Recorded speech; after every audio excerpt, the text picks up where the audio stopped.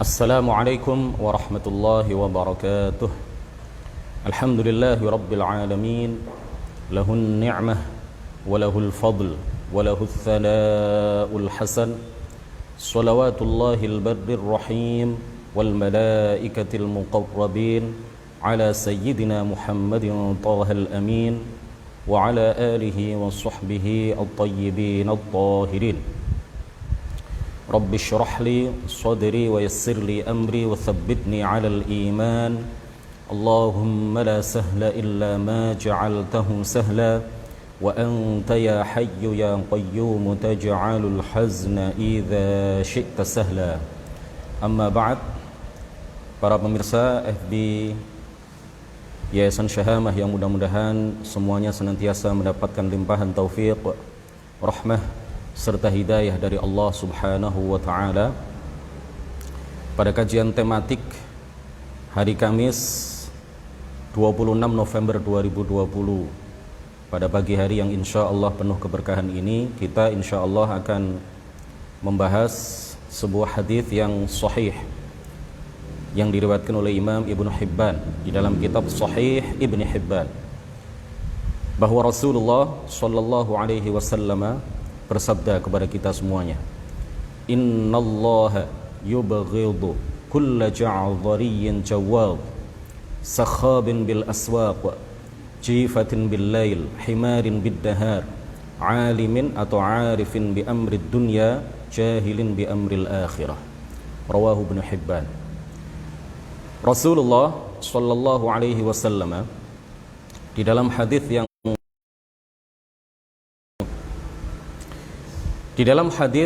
yang sahih tersebut yang diriwayatkan oleh Imam Ibnu Hibban, Rasulullah sallallahu alaihi wasallam menjelaskan kepada kita bahwa Allah Subhanahu wa taala tidak menyukai atau membenci 6 sifat. Kita masing-masing berintrospeksi diri, kita masing-masing muhasabah, ayo kita lihat diri kita masing-masing, ayo kita lihat hati kita masing-masing, apakah 6 sifat ini sudah menjauh dari hati kita masing-masing.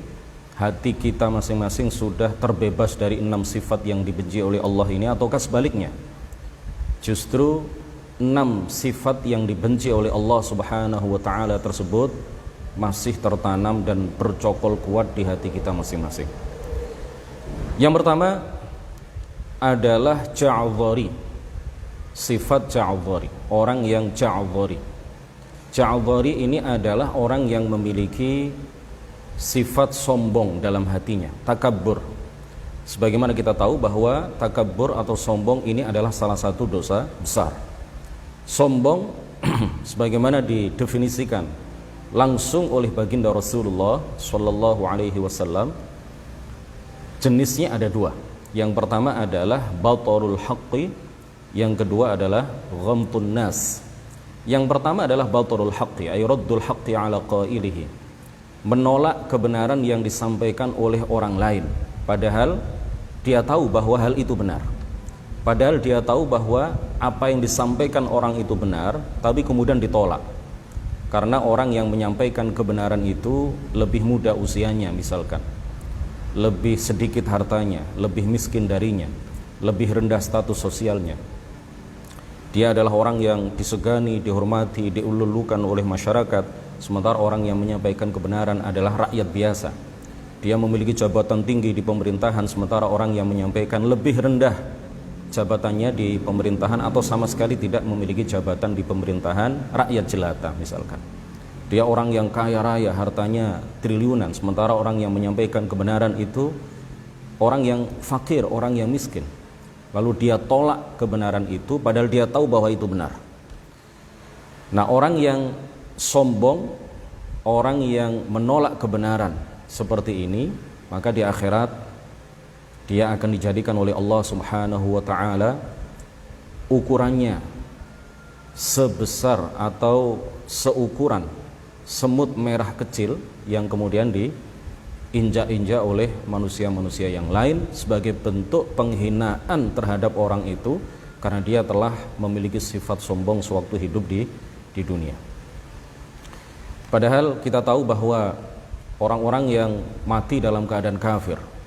Dalam kisah-kisah nabi-nabi terdahulu, dalam kisah Nabi Muhammad sallallahu alaihi wasallam juga, orang-orang yang menolak kebenaran yang disampaikan oleh para nabi, mereka adalah tidak menerima kebenaran itu tiada lain karena didorong oleh rasa sombong yang bercokol di hati mereka. Firaun, Raja Firaun yang mengaku-ngaku dirinya sebagai Tuhan, yang disembah oleh sebagian rakyatnya, tidak mau beriman kepada Nabi Musa, padahal hati kecilnya dia tahu bahwa apa yang disampaikan oleh Nabi Musa adalah benar.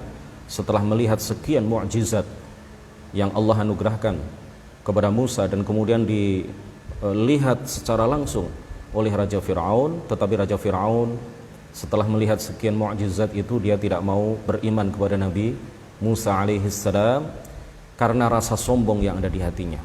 Haman, salah seorang perdana menteri Raja Firaun, mengatakan kepada Firaun, rajanya, wahai raja, wahai sang raja, wahai Firaun, wahai Raja Firaun, jika engkau beriman kepada Musa, jika engkau mengikuti Musa, maka engkau akan menjadi hamba setelah selama ini engkau sudah menjadi Tuhan yang disembah. Na'udzubillah.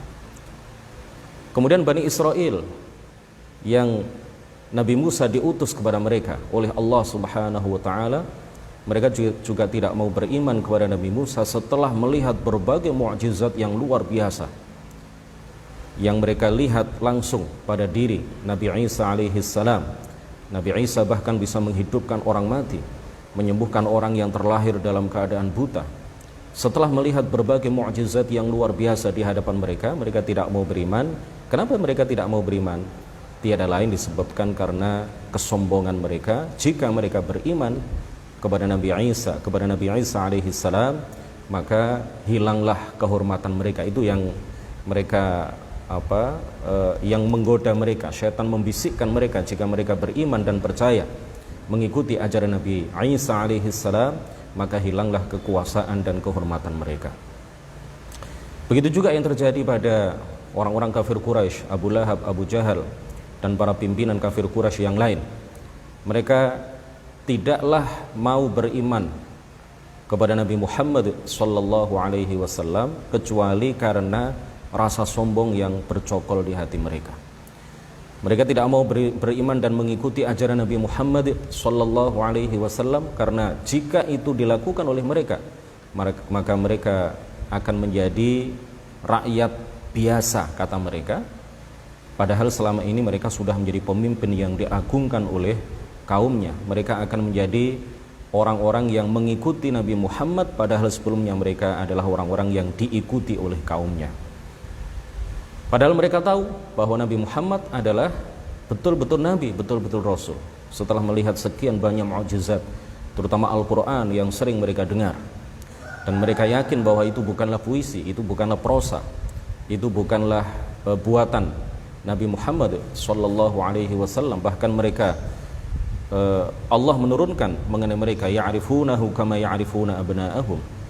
Orang-orang kafir Quraisy itu mengetahui betul bahwa Muhammad adalah nabi yang diutus oleh Allah Subhanahu wa taala, rasul yang diutus oleh Allah Subhanahu wa taala, sebagaimana mereka mengetahui anak-anak mereka.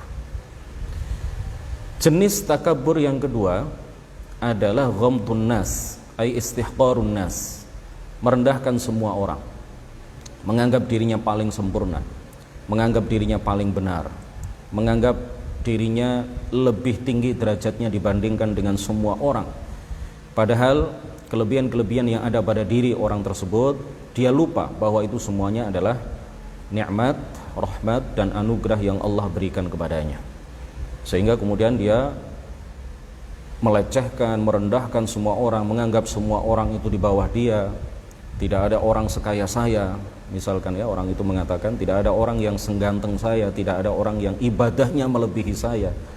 Dia menyombongkan ibadahnya, dia menyombongkan rumahnya, dia menyombongkan diri, membanggakan dirinya, hartanya, rumahnya, apapun yang dia miliki, kelebihan-kelebihan yang Allah berikan kepadanya di hadapan hamba-hamba yang lain. Dan dia lupa bahwa sebenarnya dia bukan siapa-siapa.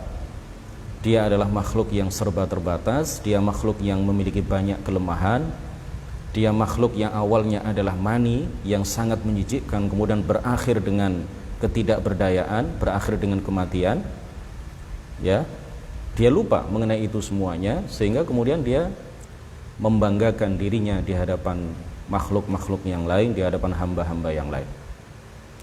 Kemudian sifat yang kedua yang disebutkan di dalam hadis ini, bahwa sifat tersebut adalah dibenci atau tidak disukai oleh Allah, tidak dicintai oleh Allah Subhanahu wa taala, adalah sakhabin bil aswaq. Innallaha yubghidu kulla ja'dhariyyin jawad, ya. Yang kedua adalah jawad. Sifat jawad yaitu seseorang yang rakus, gandrung dan sangat mencintai harta, sehingga kemudian dia kumpulkan harta itu sebanyak-banyaknya, tetapi dengan niat yang buruk, dengan niat yang tidak benar. Karena didorong kecintaannya yang luar biasa, lalu dia kumpulkan harta itu sebanyak-banyaknya tanpa dia pikirkan apakah sumber harta itu halal ataukah tidak, apakah cara yang dia tempuh di dalam mencari dan mengumpulkan harta itu halal ataukah diharamkan oleh Allah Subhanahu wa taala. Yang penting dia memiliki harta yang banyak. Kemudian setelah terkumpul harta yang banyak, harta-harta yang dia kumpulkan itu kemudian dia buat untuk memenuhi hawa nafsunya yang diharamkan oleh Allah Subhanahu wa taala, dibuat untuk berjudi, dibuat untuk melakukan perbuatan-perbuatan haram, dibuat untuk beli narkoba dan lain sebagainya. Kemudian dia sombongkan dan dia banggakan harta yang banyak itu di hadapan tetangga-tetangganya, di hadapan hamba-hamba Allah yang lain. Jawab. Kemudian yang ketiga adalah sakhabin bil aswaq. Orang yang karena kerakusan dan kegandrungannya pada harta, maka ia memperbanyak omongan. Ketika ingin mengumpulkan harta sebanyak-banyaknya, dia perbanyak omongan. Dia banyak bicara. Dan dia tidak memikirkan, dia tidak peduli apakah omongannya itu halal ataukah haram, yang penting dia mendapatkan harta yang banyak. Inilah yang dimaksud dengan sakhabin bil aswaq. Kemudian yang keempat adalah jifatin bil lail. Dia menjadi bangkai di malam hari. Dia tidak memikirkan ibadah sama sekali di malam hari. Dia sama sekali tidak memikirkan untuk melakukan kebaikan sama sekali di malam hari. Yang dia pentingkan adalah tidur, yang dia pentingkan adalah istirahat. Dia tidak peduli apakah dia sudah sholat ataukah tidak, apakah dia melakukan kebaikan di malam hari ataukah tidak, dia melakukan sholat isya ataukah tidak, dia melakukan sholat malam ataukah tidak. Itu tidak menjadi pemikirannya sama sekali, tidak menjadi perhatiannya sama sekali. Yang penting bagi dia adalah menjadi jifatin bil lail, menjadi bangkai di malam hari. Kemudian sifat yang kelima adalah himarin bin nahar, menjadi keledai di siang hari. Apa yang dimaksud dengan menjadi keledai di siang hari? Yang dimaksud menjadi keledai di siang hari adalah seseorang yang memikirkan berbagai menu makanan, bagaimana dia besok akan makan di mana, akan makan menu apa, ya. Kemudian yang dia pikirkan hanyalah bagaimana cara bergaya hidup mewah, bermewah-mewahan di dalam kehidupan dan lain sebagainya, sehingga hal itu menjadikan dia lalai dari kewajiban. Jadi yang menjadi fokus perhatiannya adalah bagaimana menikmati kehidupan ini, ya, ala za'mihi, bagaimana cara bergaya hidup mewah, bagaimana menyombongkan diri, lagi-lagi ini ada kaitannya dengan yang sebelumnya, bagaimana cara menyombongkan kemewahan itu di hadapan hamba-hamba Allah yang lain. Kemudian menu makanan apa yang kira-kira berbeda dengan menu-menu makanan sebelumnya yang akan dia makan, ya, pada siang hari itu. Dia menjadi himarin bin nahar, dia menjadi keledai di siang hari, ya, tidak memikirkan ibadah di siang hari. Dia menjadi bangkai di malam hari, tidak memikirkan ibadah di malam hari. Dan dia menjadi keledai di siang hari, menjadi orang yang tidak memikirkan sama sekali dan tidak memperhatikan sama sekali ibadah apa yang akan dia lakukan pada siang hari. Pokoknya yang penting adalah bagaimana mengisi perutnya, bagaimana menjadi orang yang bisa bermewah-mewahan di dalam kehidupan dunia ini. Kemudian yang keenam adalah alimin atau arifin bi amrid dunya, jahilin bi amril akhirah. alimin bi amrid dunya, paham dan mengetahui bagaimana cara mencari uang, bagaimana cara bekerja yang baik.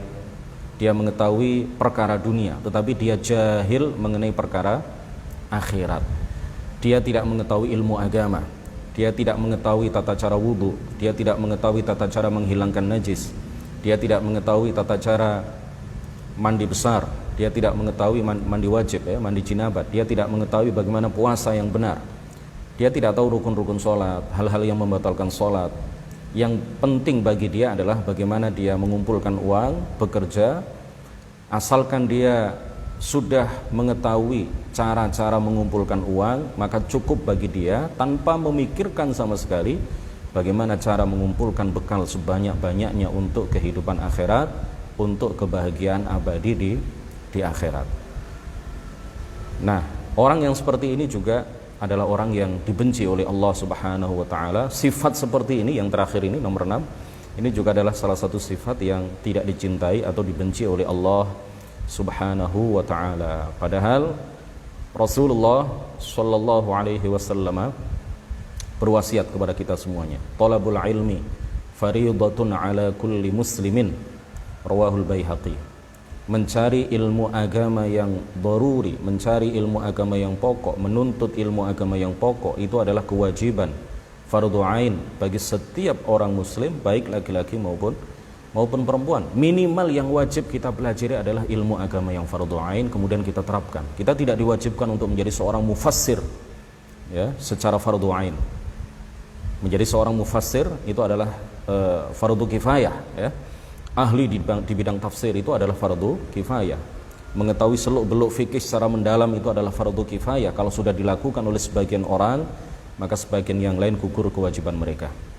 Menjadi orang yang mengetahui seluk-beluk usul fikih, mengetahui secara mendalam ilmu tentang hadis, ilmu mustalahul hadis, ya, ilmu nahwu, ilmu sharaf, ilmu-ilmu agama yang mendalam, itu semuanya adalah fardu kifayah. Tetapi yang wajib dilakukan secara fardu ain adalah ilmu, mengetahui ilmu agama yang pokok, dasar-dasar ilmu agama yang asas, ilmu agama yang dasar, ilmu agama yang tidak mendalam. Ini paling tidak yang wajib dipelajari.